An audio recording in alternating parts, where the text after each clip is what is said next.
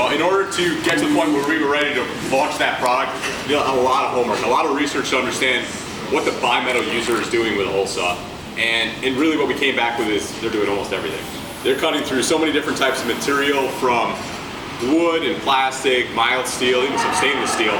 So on this little house here, we have some of like the more residential applications. You can see how they vary from someone cutting in metal with this downspout here to cutting through stacked material like siding and the sheathing behind, maybe insulation, to put in a dryer exhaust.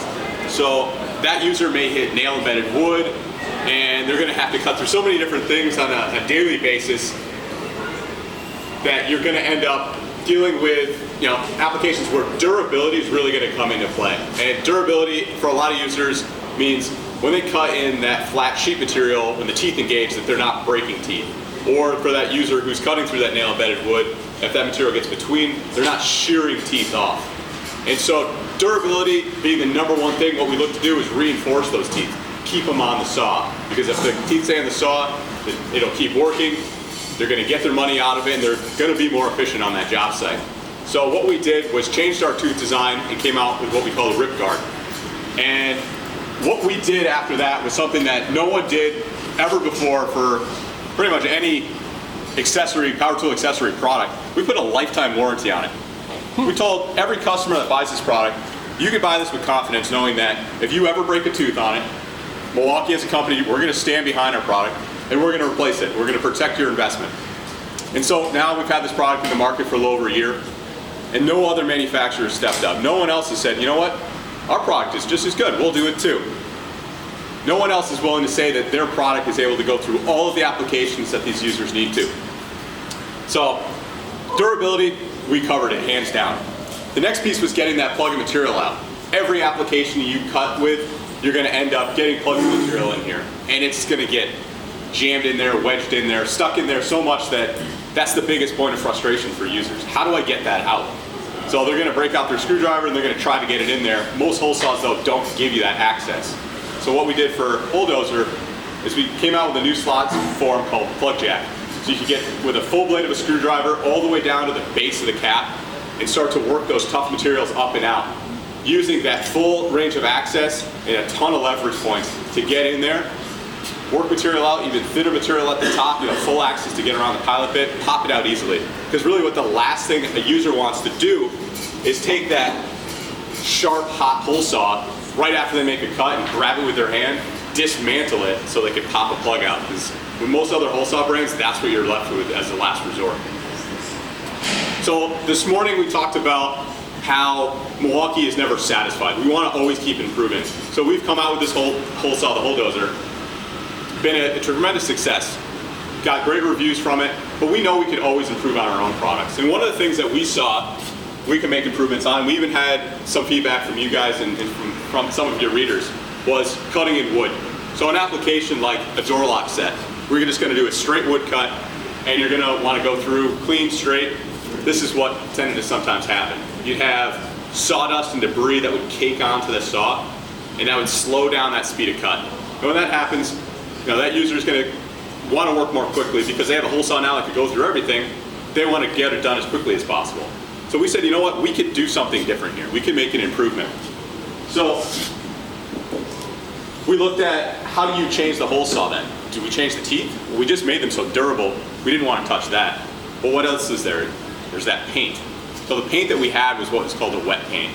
And when it was applied, it was sprayed on, it dried, it covered the surface, but when it would heat up, it would trap that debris. So we worked with a supplier for what's called a Thermoset paint. And in doing that, we had to make a big investment in our Greenwood manufacturing plant in Mississippi to buy 4 new paint lines and the ovens to go with them. Because this Thermoset paint is applied and then baked on. And once it's set, it won't soften again. So as you're cutting through the material, it's not going to trap any of that debris. So you're going to get 2 times faster cutting speed and over 25% more holes per charge than what you were previously with our same product. So to show the difference in performance, we have a demo set up here, and I'm going to be cutting through an oak board. And the oak board is about 1.5 inches thick. 1.5 inches thick is important for applications like dimensional lumber. It's about 1.5 inches. So you can see the comparison there. for door lock sets, doors are about 1.5 inches, 1.5 thick. The reason we're using oak is just because it's consistent compared to using spruce, pine, fir. You're not going to have all the knots or all the moisture variation. So I'm going to have Jake and John come up, and we're going to have Jake over here on our Hole Dozer with the old paint, John on one of our competitors here, and then I'll be cutting with the Hole Dozer with the new Thermoset coating. Shouldn't John get the better one this time? I'm used to it by now. It's a glutton for punishment. All right, guys. Got a calm drink. 1, 2, 3.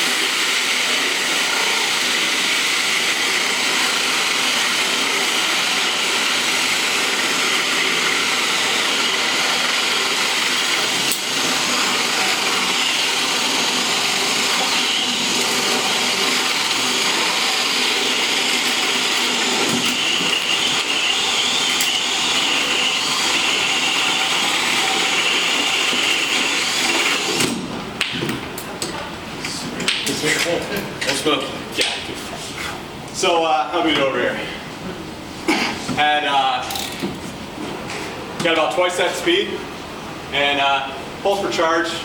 This one we're a little bit of variation, but when you look compared to the competition here, you do twice the amount of work over the course of that battery charge.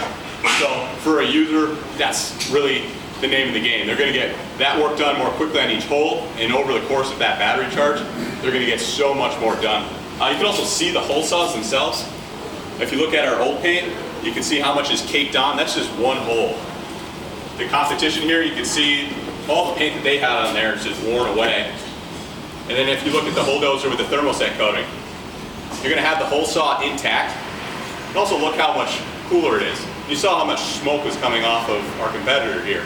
That smoke, that's heat. And heat for any cutting instrument is going to lead to early wear. So the longer you spend a material, you're going to start wearing down those teeth more quickly. By keeping the heat down, you get longer life.